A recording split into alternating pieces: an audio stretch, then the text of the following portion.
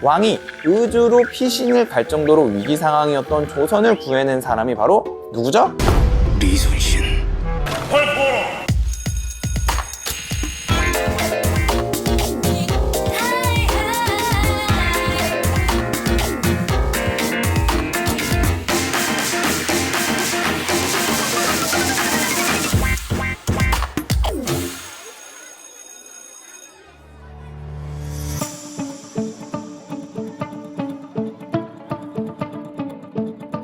네, 오늘은 전쟁으로 보는 한국사 두 번째 강의고요. 오늘의 주제는 바로 한산도 대첩입니다.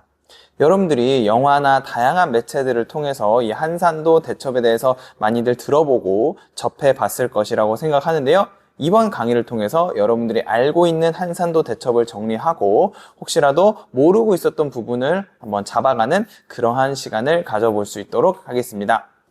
한국사의 흐름을 바꾼 전쟁의 역사, 바로 위기의 조선을 구해낸 바로 한산도 대첩에 대해서 배워볼 예정이고요. 우선 첫 번째로 전쟁의 배경에 대해서 살펴볼 예정이고요. 그 다음 두 번째로는 우리가 알고 있는 한산도 대첩이 어떠한 전투였는가 확인하는 시간을 가져볼 것입니다. 그리고 마지막으로는 이 한산도 대첩이 도대체 조선에 어떠한 영향을 끼쳤는가, 그리고 동아시아에 어떠한 영향을 끼쳤는가, 이런 것들에 대해서 선생님과 함께 알아볼 수 있도록 하겠습니다. 그럼 오늘의 수업 본격적으로 시작해 보도록 하겠습니다.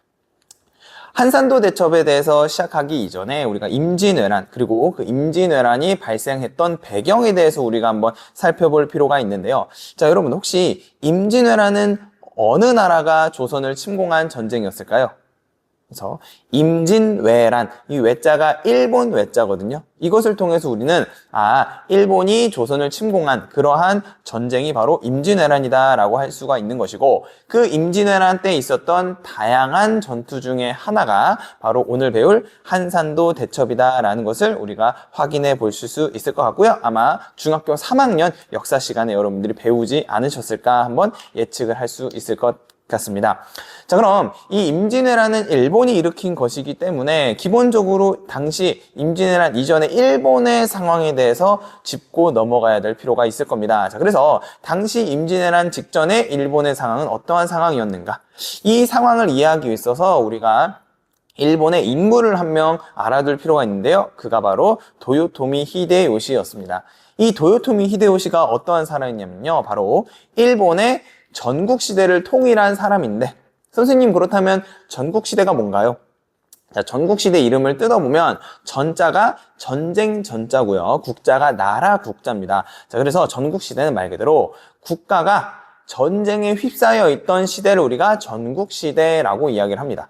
자그마치 100년 동안이나 일본은 뿔뿔이 찢어져서 서로 다투는 전쟁을 계속해서 일삼는 이러한 전국시대가 100년 동안이나 지속이 됩니다. 그래서 선생님 왼쪽에 있는 지도를 보시면 지방을 다스리고 있던 사람들의 대표적인 깃발로 이렇게 표시를 해봤는데, 바로 보시면 일본 열도가 지금 굉장히 쪼개져 있다는 것을 여러분들이 확인하실 수 있을 것 같아요. 그래서 100년 동안이나 이렇게 일본이 각 지역별로 찢어져서 서로 전쟁을 일삼던 시기를 우리가 전국시대라고 하는데요. 이 100년 동안이나 지속되었던 전국시대를 통일한 사람이 바로 도요토미 히데요시입니다. 자, 즉 이렇게 찢어져서 싸우는데 결국 그것의 최종 승자가 도요토미 히데요시인 만큼 당시 도요토미 히데요시의 권력은 막강했겠죠. 왜? 이 100년 동안이나 전쟁을 종결시킨 종결자이기 때문에 당시 막강한 권력을 가지고 있었을 것입니다. 그래서 이 도요토미 히데요시가 당시 100년 동안이나 지속되었던 일본의 전국시대를 통일한 것이 첫 번째 배경이다라고 할 수가 있을 것 같습니다. 자, 그런데 이렇게 100년 동안이나 지속됐던 그 전국시대를 도요토미 히데요시가 통일을 하는데요.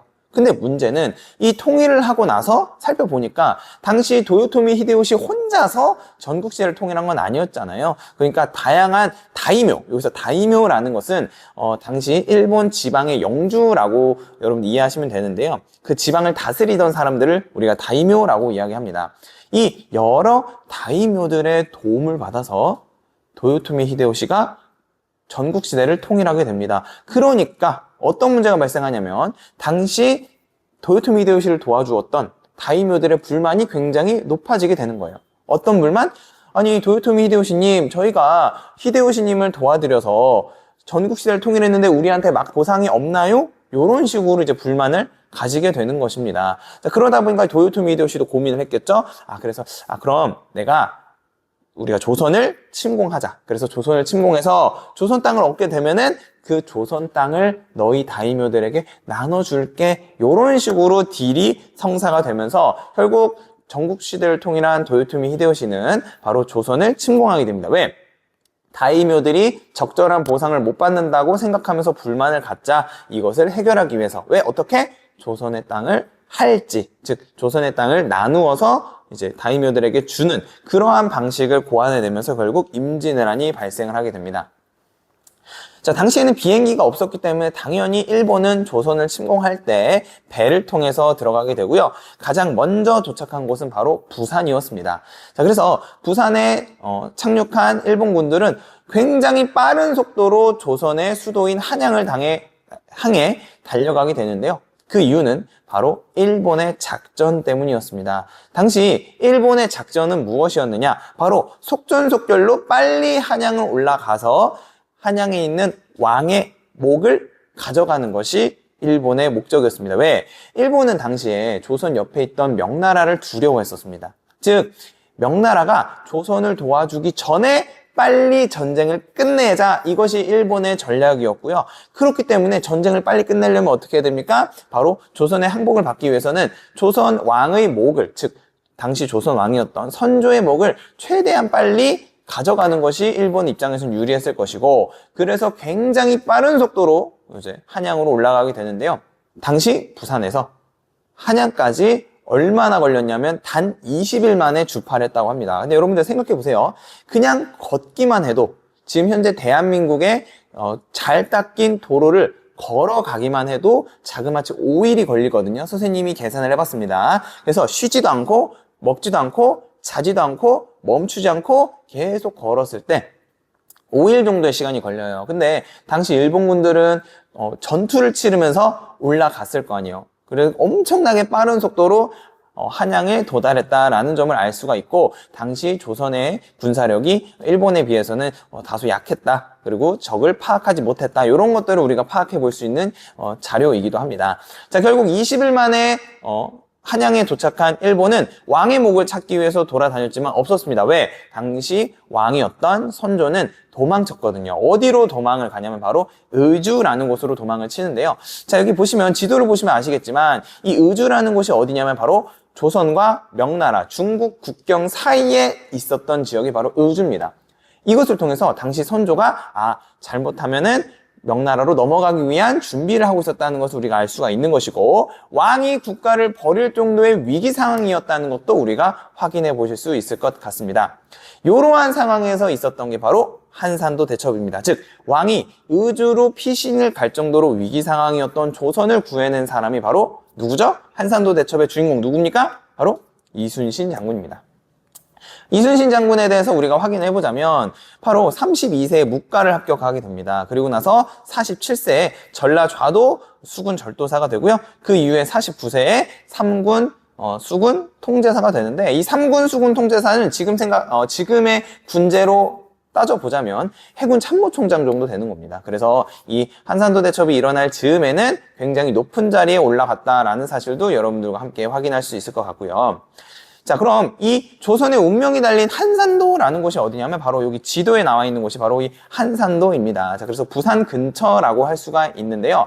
자, 이때 당시에 이순신 장군이 이 한산도에서 일본군을 격퇴한 이유가 있습니다. 자, 지도상으로 보면 아실 수가 있을 것 같은데요.